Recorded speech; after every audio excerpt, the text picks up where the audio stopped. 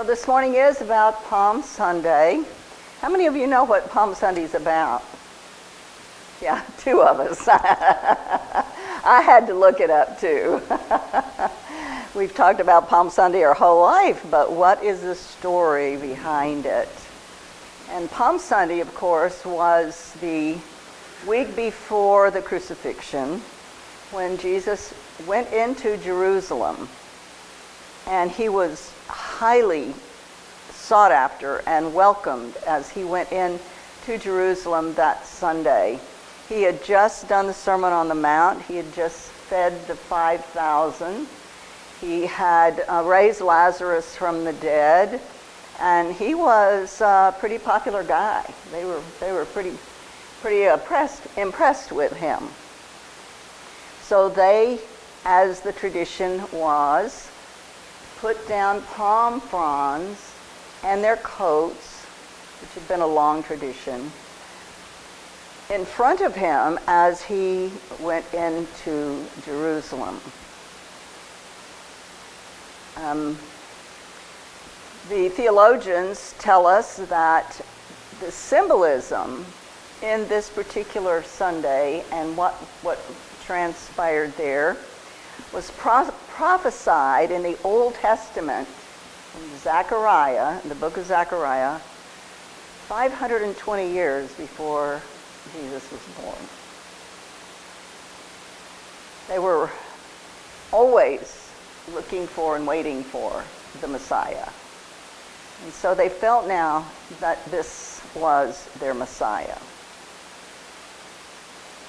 In the Old Testament, this is what it said in Zechariah. It said, "The coming of Zion's King, see your King come to you, righteous and victorious, lowly and riding on a donkey, a colt, the foal of a donkey."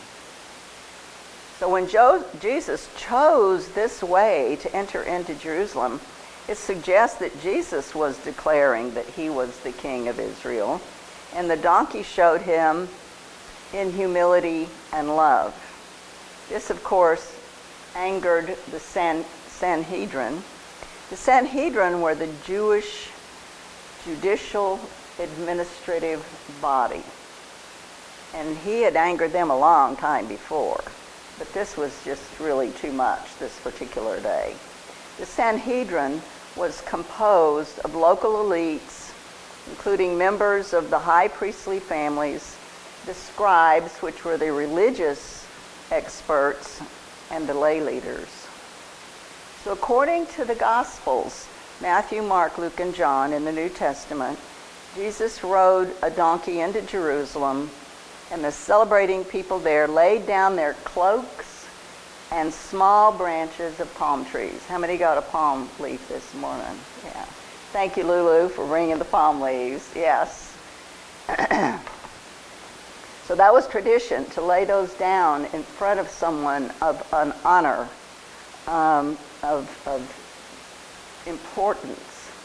And so the people laid down these palm fronds ahead of him as he rode into the town. And the symbolism of the donkey, of course, was an Eastern tradition. The donkey is an animal of peace versus riding into town on a horse, which would have been an animal of war. And as we know, Jesus was a man of peace and love. A king would have ridden a horse when he was bent on war, and ridden a donkey to symbolize his arrival, and not a donkey to arrive as a semblance of peace. But Jesus' entry into Jerusalem symbolized him as the Prince of Peace. In the Hebrew Bible, in 2 Kings 9:13, this is an Old Testament, reports that also the son of Jehoshaphat was given the same honor. So we know that all through the Old Testament, laying down palm leaves ahead of someone of importance was something that they did all the time. And it is, they tell us that in the New Testament, if the story is in all of the five, Matthew, Mark, Luke, John, and Acts, if the same stories are in all of them about things that Jesus did, that they were pretty accurate. Even though none of these were written until 100 years after Jesus died, but if they were told again by 4 or 5 different writers, and some of them wrote 70 years after Jesus died, some wrote 90, and some wrote 100 years after Jesus died. So how accurate can you be about something you weren't there for, but you heard about 100 years ago? So we have to go by as much as we can figure out what might have been accurate in the New Testament. And it tells us in all the Gospels that the people laid their garments, and the one of the stories was that they cut bulrushes out of the water and laid them down. But it's specific in the book of John, who wrote in Greek, that they were palm fronds. Thus we have the tradition of Palm Sunday. It was also a tradition for the feasting of Sukkot, and I don't know if I'm saying that right, but it was a feast that they talked about in the Old Testament that went every year, and it was always with palm fronds. So the palm fronds were very symbolic. Contemporary Roman observers would have evoked the Roman triumph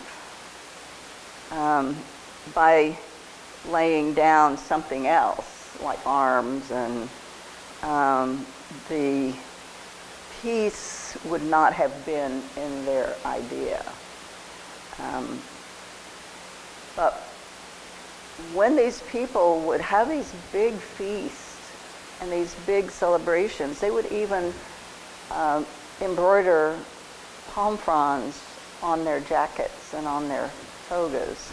So it was a pretty big deal.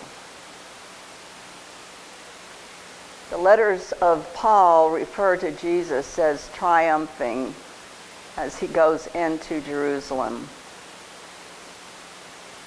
And before the 13th century, in the ancient Egyptian religion, it wouldn't have been considered a triumph. For those of you who might be history buffs, the palm frond in the 13th century was represented at funeral processions. But as you can see, all through history, the palm branch was important. It was a symbol. It was a spiritual victory of triumph over death.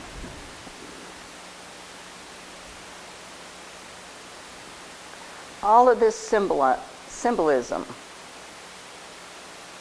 that I'm speaking of was written hundreds of years before Jesus was born.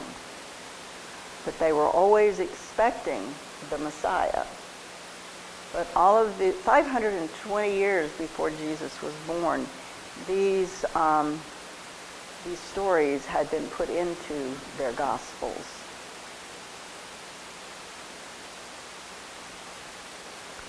And they were especially excited when Jesus came along because with all that he accomplished, they were absolutely certain he was their Messiah.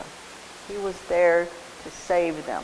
What they had been told hundreds of years earlier was that Jesus, a Messiah, they didn't say Jesus, they didn't say his name, but a Messiah would come and save the Jewish people from bondage. They were nomads, and they didn't have a city and a wall for a long, long time. The city and the wall came way after that, and so they were constantly getting captured and used as slaves. And so they're expecting a Messiah, was expecting someone who was going to save them from that. So all through the hundreds of years that this was told about, they were looking for that Messiah. And in this time of this story, they felt like they had found their Messiah. And all of his, raising Lazarus from the dead and feeding the 5,000 with 5 loaves and fishes, they were sure that he was their Messiah. And just keep in mind, as you hear these stories, that they were written hundreds of years before he lived, and then in the New Testament, they were written hundreds of years after his death. And yet, somewhere along the way, some of them never changed. So here's the story. Jesus enters Jerusalem full of pomp and circumstance and the adoration of the multitudes. Then he shocks the people and their leaders with his teachings about being generous, about being proper when it came to being kind to other people, to condemn hypocritical authorities. He never stepped into the easy role of a revolutionary overthrowing political leaders. He just taught people how to be. So after his friend and disciple Judas agrees with the authorities to betray Jesus for 30 pieces of silver, so he will be arrested, Jesus holds the Last Supper with his disciple and waits for his accusers to come and arrest him in the Garden of Gethsemane. He knew they were coming for him because the tradition is that you went back to your birthplace for Passover every year, and this was the Passover celebration. And so, since he knew that the Romans were looking for him, he knew that they would find him there because he was going back to his birthplace for his celebration. But then Judas was afraid. He was one of the 12 disciples, and he was afraid they didn't have enough money to continue on with their ministry. So he decided he would sell Jesus to the Romans for 30 pounds of silver. That way they could continue on in their ministry because they would now have enough money to continue their ministry. But he believed he could do that because he believed Jesus would get himself out of it. It even says in the Bible, not only did he think Jesus could get himself out of it when he was captured by the Romans due to Judas selling him, but he believed Jesus should do that. That would be his obligation so that they would have enough money to travel. So this is how he was arrested. Judas was his betrayer. And the story, I promised in the newsletter I would give you a bit of the metaphysics of such a story. So the story is a story of what happens when greed and power take over. Greed and power killed Jesus. The human part of us that we have to keep in control. Even though Judas was one of the 12 disciples and he'd followed Jesus and he'd learned all that Jesus had to teach, he still had fear of not enough. The human in us often has fear of not enough. which could not be further from the truth. We talk about the abundance in this universe all the time. There's always enough. But Judas allowed himself to do something very wrong because he had a fear of not enough.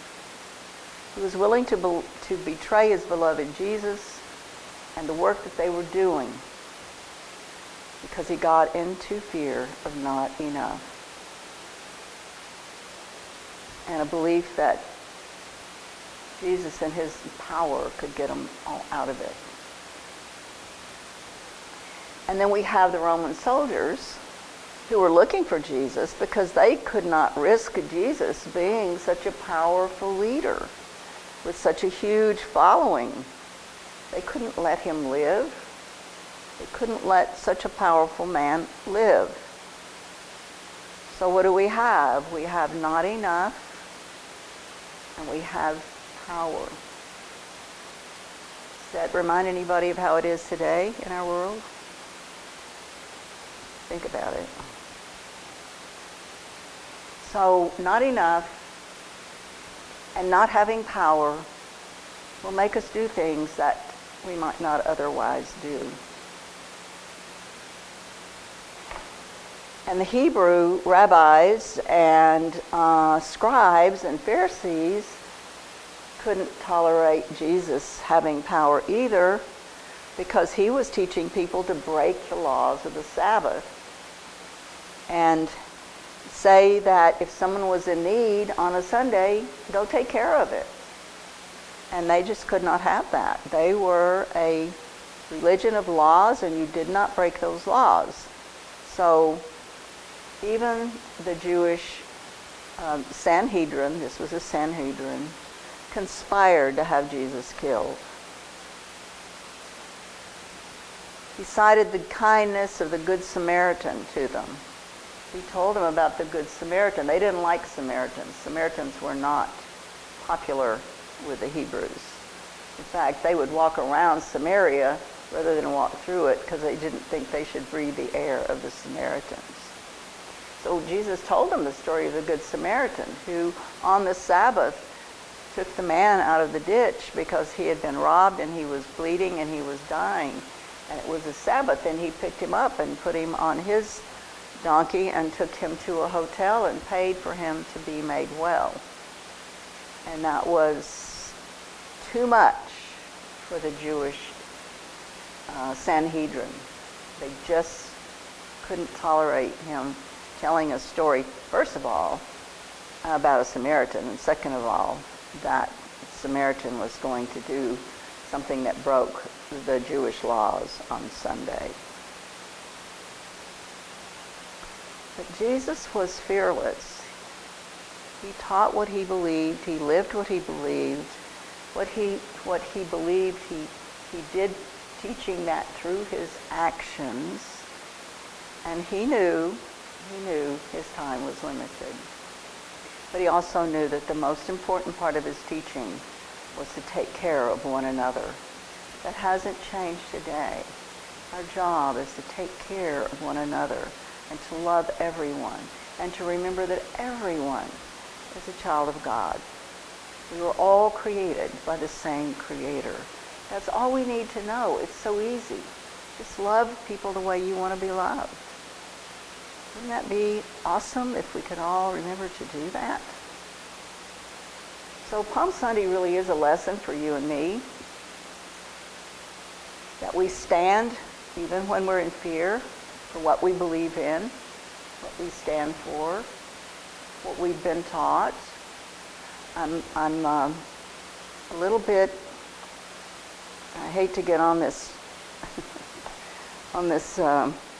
soapbox, but I'm very sad about the Christian community who calls themselves followers of Jesus treating other people who are different than them so badly these days. It just breaks my heart. So we want to In the face of all we see going on these days, and all of the prejudice against people who look different than us and have a different lifestyle than us, we have to remember that we are the followers of Jesus. In this church, what he taught us, how he taught us to live, how he taught us to love one another, is what we stand for. It's a way of life for us. There's no hypocrisy in this church.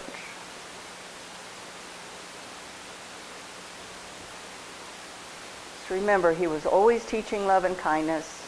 He was always sharing and giving. He was eating with the lepers. He was rescuing the adulteress.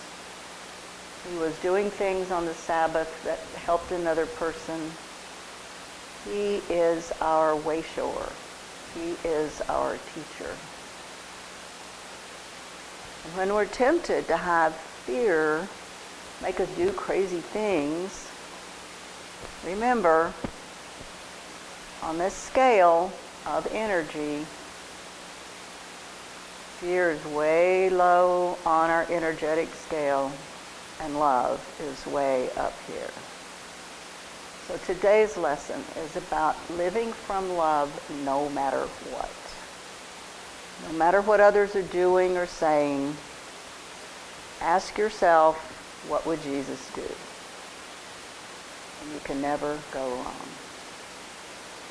So let's take that in now to a time of reflection and meditation. And just find a comfortable place in your chair. And remember that we are both human and divine. And that even though we can allow our humanness to take over from time to time, divine presence in us is much more powerful. The divine in us is the true guide, is the part of us that Jesus was appealing to in his teachings.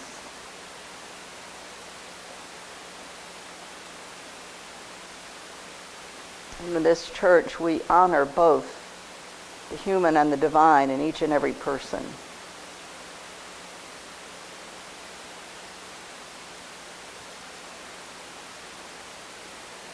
We celebrate this time of year because even though our master and way-shower was crucified,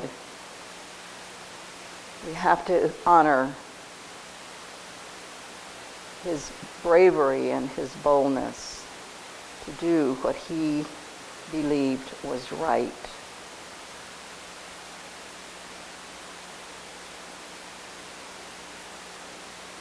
And so this morning, let us open our heart and our mind to the divine that lives within us all. And remember that same divinity lives within all other people.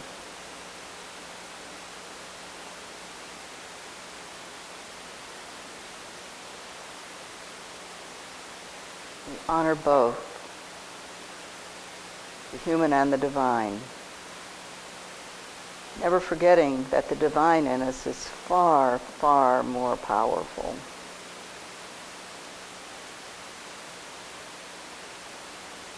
When we can learn to honor the divine in each one of us, we will automatically know how to honor the divine in other people.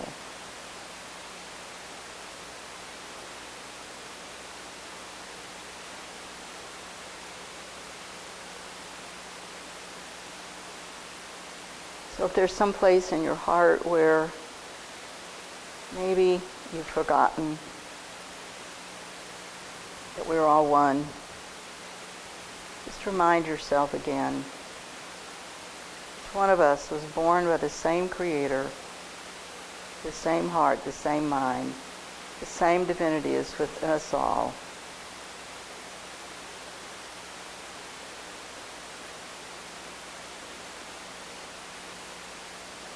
And that we, from moment to moment, person to person, behold that Christ self in everyone.